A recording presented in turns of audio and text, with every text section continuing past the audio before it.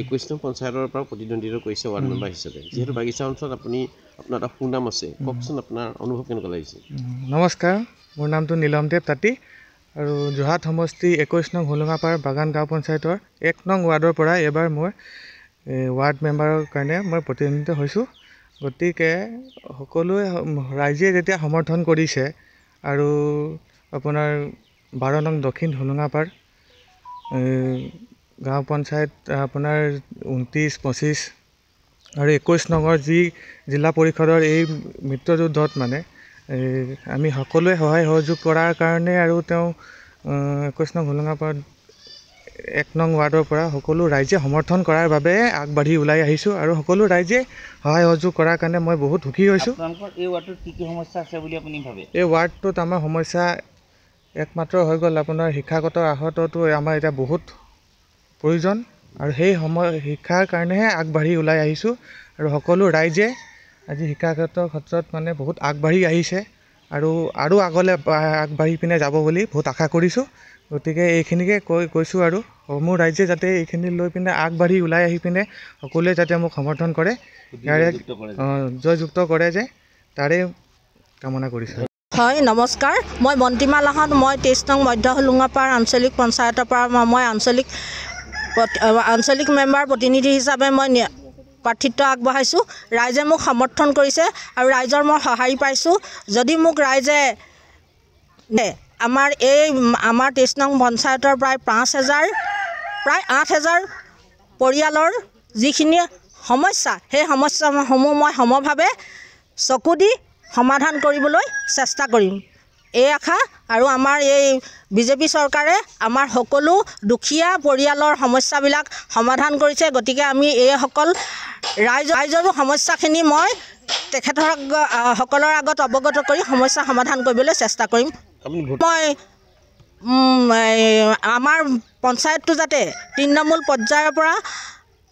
শুদ্ধভাৱে নিৰ্বাচিত হৈ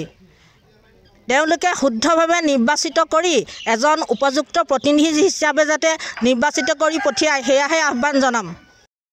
21 নং পঞ্চায়তৰ পৰা প্ৰতিদ্বন্দ্বিতা কৰিছে ৱাৰ্ড মেম্বাৰ হিচাপে যেহেতু বাগিচা অঞ্চলত আপুনি আপোনাৰ এটা সুনাম আছে কওকচোন আপোনাৰ অনুভৱ কেনেকুৱা লাগিছে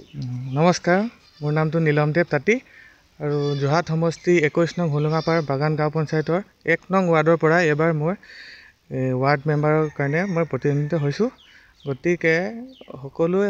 ৰাইজে যেতিয়া সমৰ্থন কৰিছে আৰু আপোনাৰ 12 নং দক্ষিণ হোলোঙাপাৰ গাঁও পঞ্চায়ত আপোনাৰ 29, 25 আৰু 21 নঙৰ যি জিলা পৰিষদৰ এই মিত্ৰযুদ্ধত মানে আমি সকলোৱে সহায় সহযোগ কৰাৰ কাৰণে আৰু তেওঁ 21 নং হোলোঙাপাৰত 1 নং ৱাৰ্ডৰ পৰা সকলো ৰাইজে সমৰ্থন কৰাৰ বাবে আগবাঢ়ি ওলাই আহিছোঁ আৰু সকলো ৰাইজে সহায় সহযোগ কৰাৰ কাৰণে মই বহুত সুখী হৈছোঁ এই ৱাৰ্ডটোত কি সমস্যা আছে বুলি আপুনি ভাবে এই ৱাৰ্ডটোত আমাৰ সমস্যা একমাত্ৰ হৈ গ'ল আপোনাৰ শিক্ষাগত আহততো আমাৰ এতিয়া বহুত প্ৰয়োজন আৰু সেই শিক্ষাৰ কাৰণেহে আগবাঢ়ি ওলাই আহিছোঁ আৰু সকলো ৰাইজে আজি শিক্ষাগত ক্ষেত্ৰত মানে বহুত আগবাঢ়ি আহিছে আৰু আগলৈ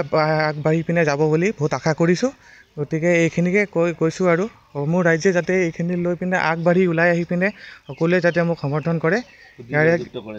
জয়যুক্ত কৰে যে তাৰে কামনা কৰিছোঁ হয় নমস্কাৰ মই বন্তিমা লাহন মই 23 নং মধ্য হোলোঙাপাৰ আঞ্চলিক পঞ্চায়তৰ পৰা মই